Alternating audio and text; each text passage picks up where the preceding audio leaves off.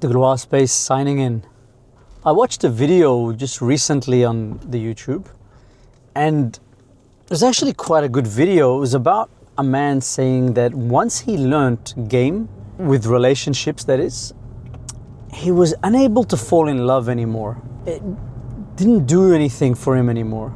And of course he goes into details. I think it was such a good video that it's probably worth going through this video again in detail while I'm at, when I'm sitting somewhere and I can edit in sections of his quotes, because it is quite an interesting take on this.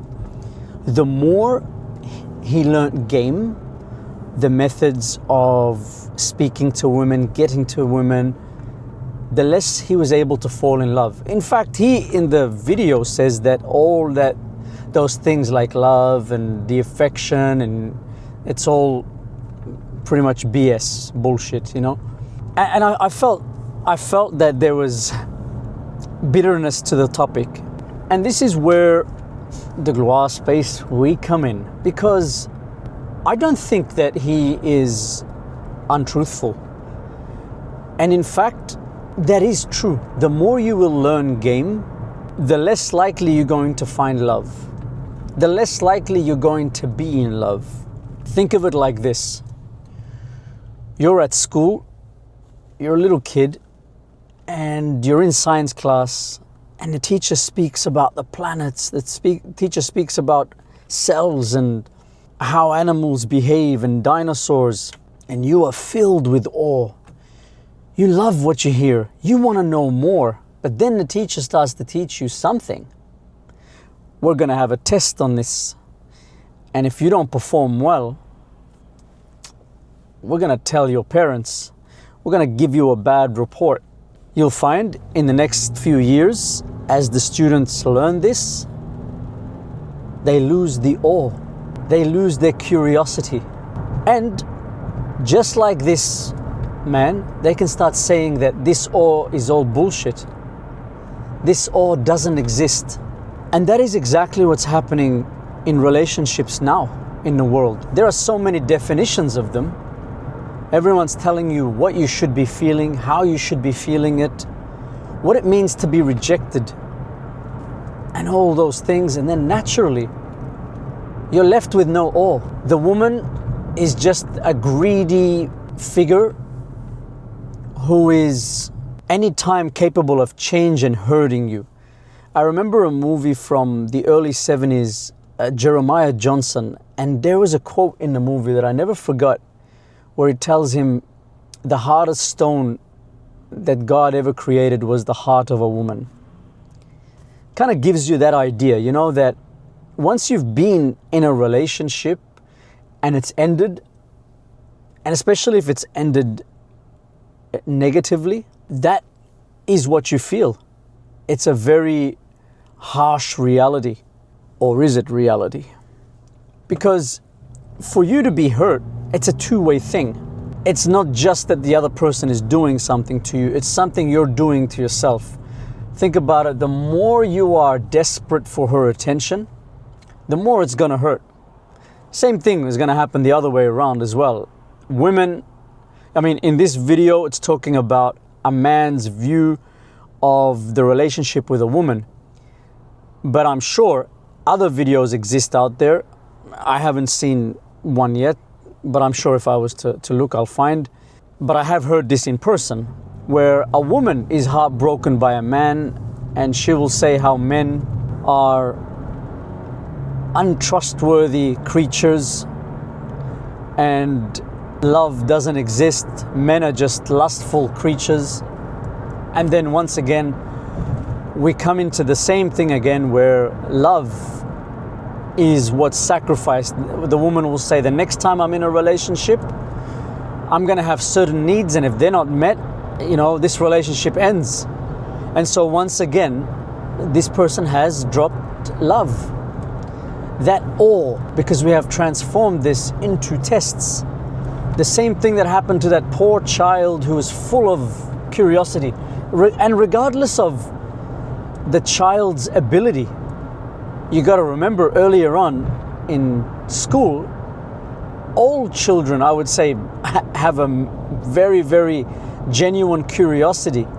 And then by the end of it, you have two types of students. You have the student who has dropped the ore, but he's good at school or she's good at school, and they know this is a process. It's tedious. We need to pass. We need to get these results, and they're capable of getting those results. And then you have the opposite. You have the students that they've also reached the end. They've dropped the ore, but these students cannot achieve for some reason. And to them, they'll start saying, school is all bullshit knowledge. When do you ever use this? When do you ever use that?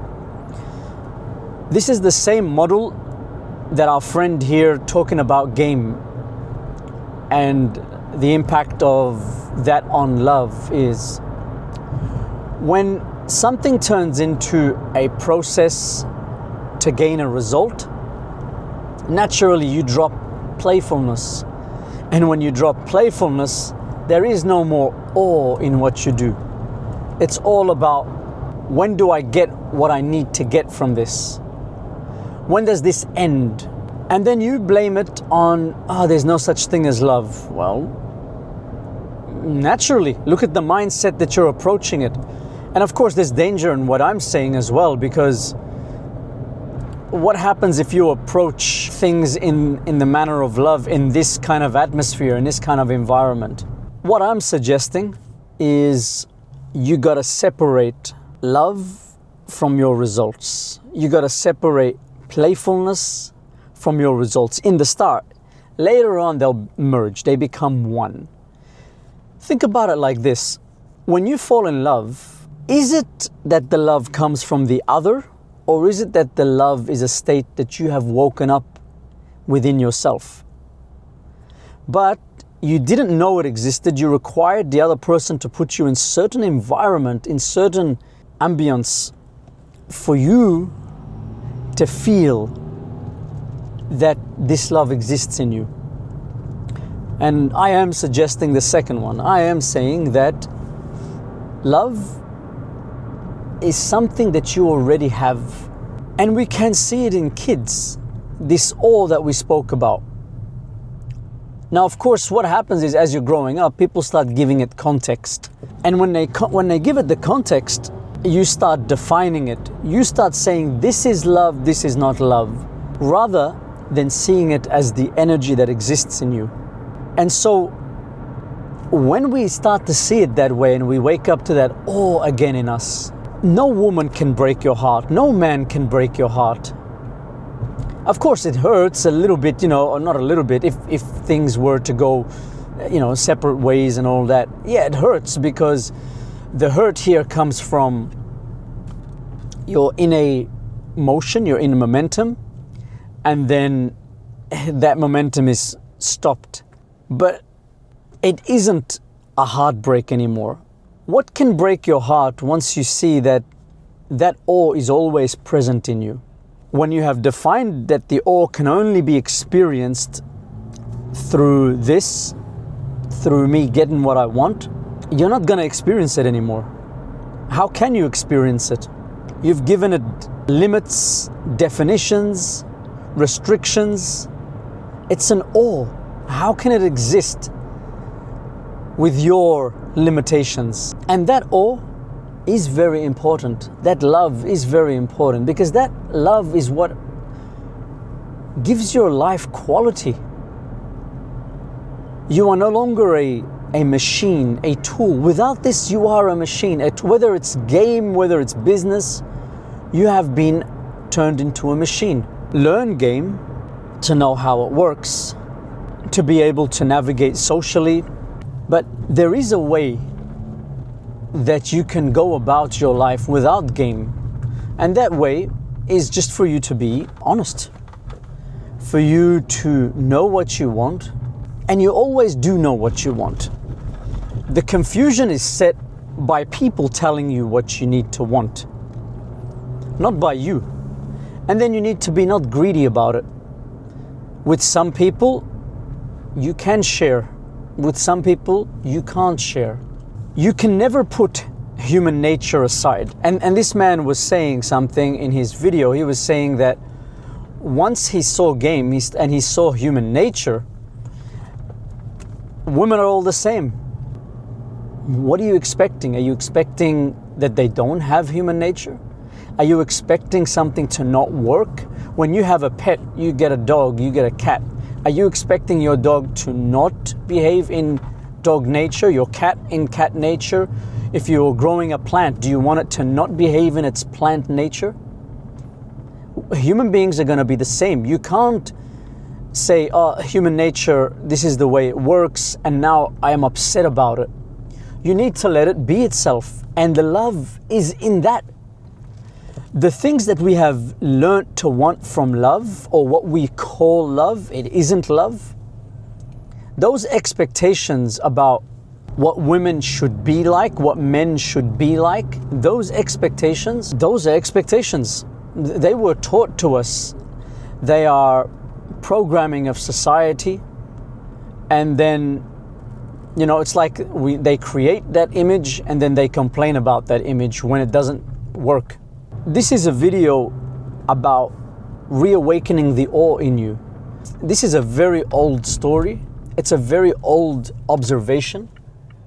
In fact, you'll see this symbolized in stories of the fall from grace, fall from heaven, the fall from the awe.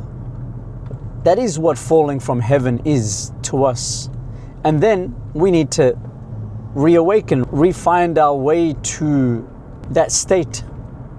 And that when you find it again, it's better than the first time.